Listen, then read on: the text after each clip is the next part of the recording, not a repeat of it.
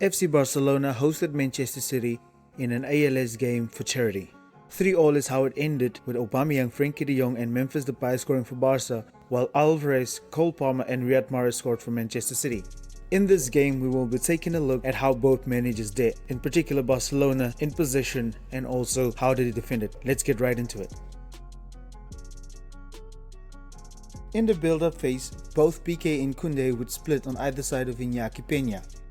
And Manchester City would defend with the front three really narrow to close down the middle, while at the same time closing down Sergio Busquets to mark him, and this was a common theme throughout the game.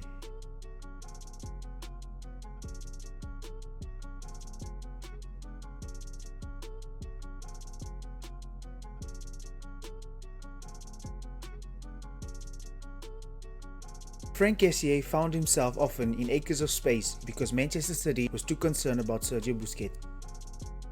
Frenkie de Jong often went close to Sergio Busquets in order to bring the City midfield narrow. Ferran Torres would then do the same in order to bring the backline narrow.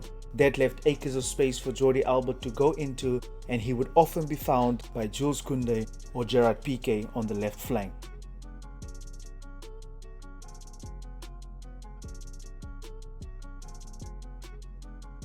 Frenkie de Jong was often Barca's go-to man to drop into midfield to help in the build-up with the hope of drawing players out of their position.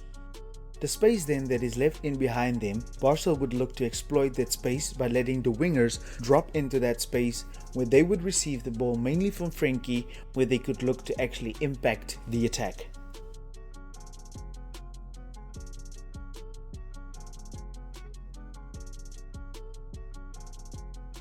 Sergio Busquets often dropped really deep in order to draw a press from Manchester City. When City would actually commit to the press, it would be easier for Barca to find Sergio Roberto and Jordi Alba through Gerard Piqué or Iñaki Peña.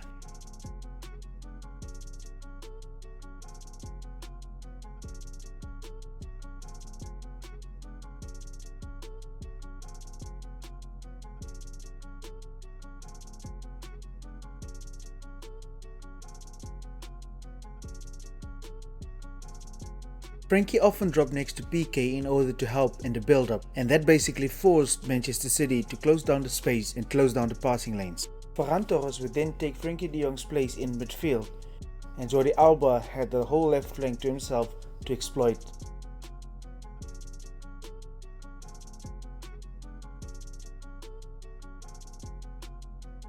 Frenkie and Sergio Busquets often formed a double pivot.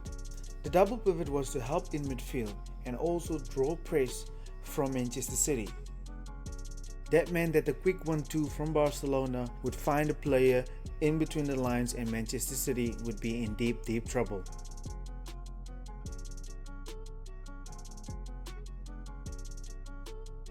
Frank Kessié in particular played really high in the half spaces. Roberto played as an inverted fullback in order to draw Manchester City really narrow, which left Rafinha in one-on-one situations on his wing. Because of that, Frenkie de Jong and Frank Kessié could drop into these regions to get some space, and that created 3 versus 2, and at the same time it left Sergio Busquets in acres of space. When this started to happen, Manchester City started to drop back and defend their box really well.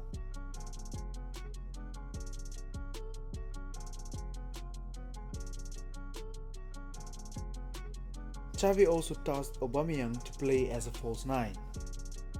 He would receive the ball in the false 9 position, lay it off first time to Kessié, where the wingers would actually make third main runs, where they would receive the ball in behind the byline, where they would look to cross the ball.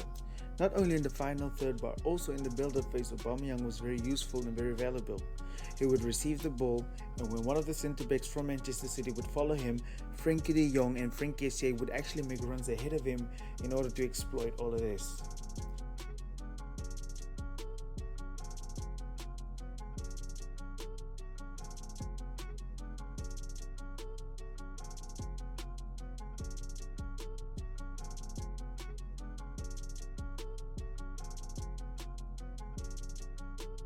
As you of course know by now, Aubameyang would always press from an angle in order to force Manchester City to only use one side of the pitch. When this would actually happen, Barcelona would actually go over and smother Manchester City, making the pitch as small as possible.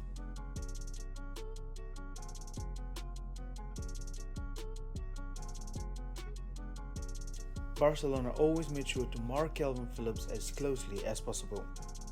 Aubameyang would then always go onto the centre back that has the ball, whereas Rafinha would press the opposite centre back so that they cannot pass to each other. It was pretty much a man-to-man system that Barcelona pressed with, and it felt like Barcelona had an extra man because Aubameyang was cutting off the passing lane between centre back and goalkeeper.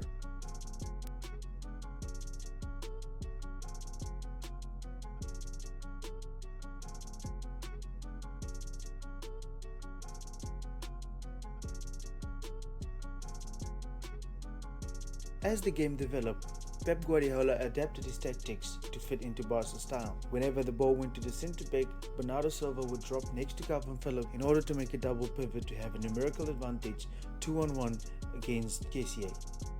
Xavi of course adapted to this by defending with a very narrow front three in order to counter the double pivot, and Xavi didn't mind City having a lot of the possession.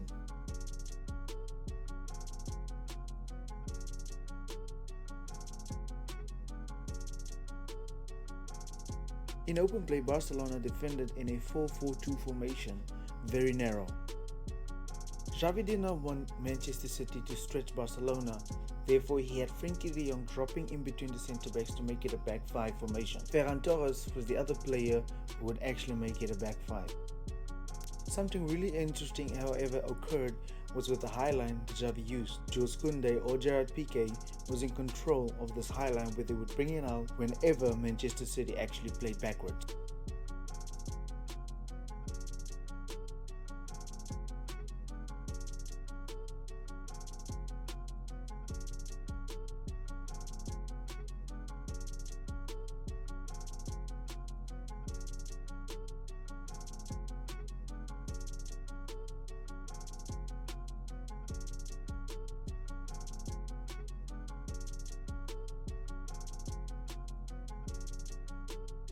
Overall, it was a great match for both Barcelona and Manchester City to be able to see where their strengths lie for the rest of the season.